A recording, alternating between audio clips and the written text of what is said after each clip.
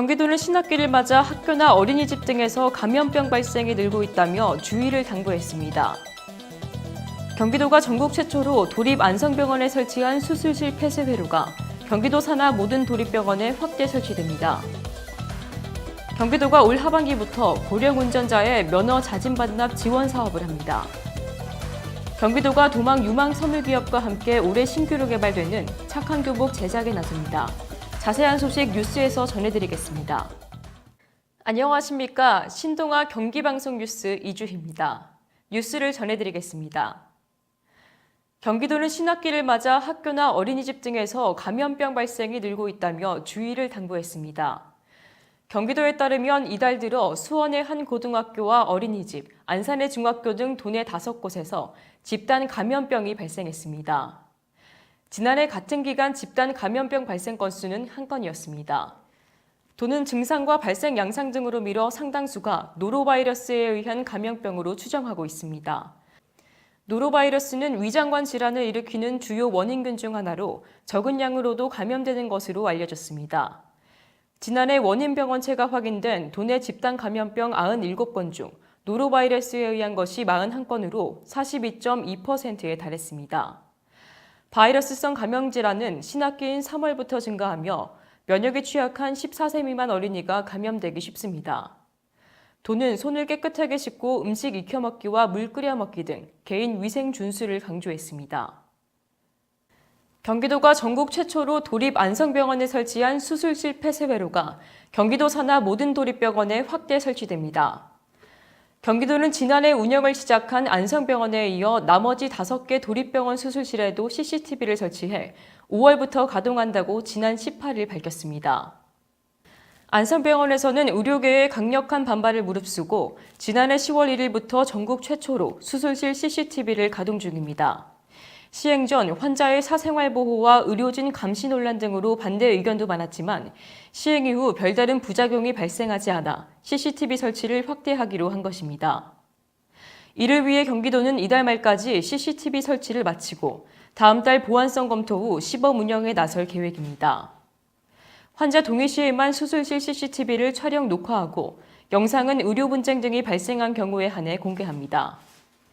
개인정보 보호를 위해 녹화 장면은 일정 기간 후 영구 폐기됩니다.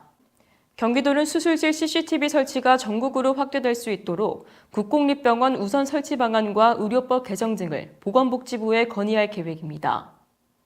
도 관계자는 처음에는 찬반 논란이 있었지만 갈수록 수술실 CCTV 설치가 필요하다는 공감대가 커지고 있다며 수술실에서 발생하는 인권 침해 행위와 각종 의료사고 방지를 위해 전국으로 확대될 수 있도록 노력해 나갈 계획이라고 말했습니다.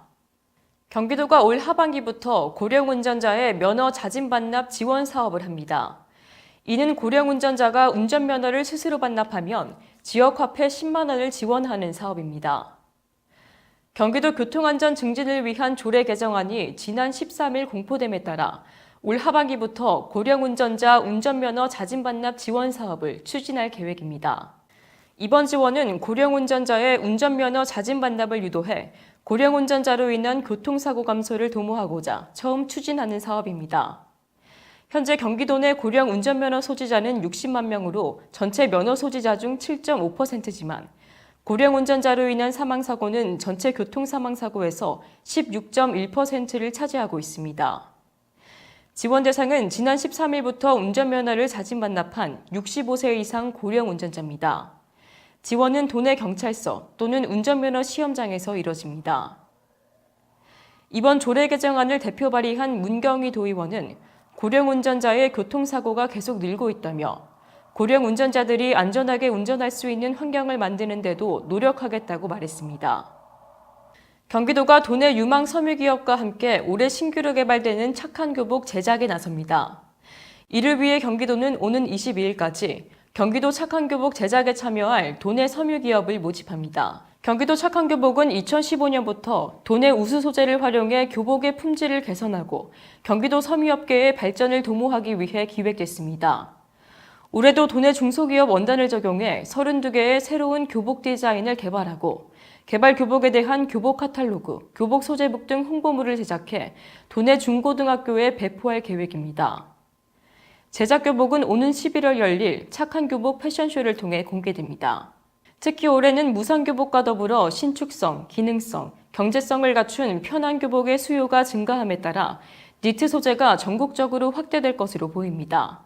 도 관계자는 도내 섬유기업의 우수원단 홍보 지원을 통해 어려운 환경의 해외 시장에 의존해 있는 기업들의 안정적 내수 시장 확보에 있어서도 좋은 기회가 될 것이라고 말했습니다.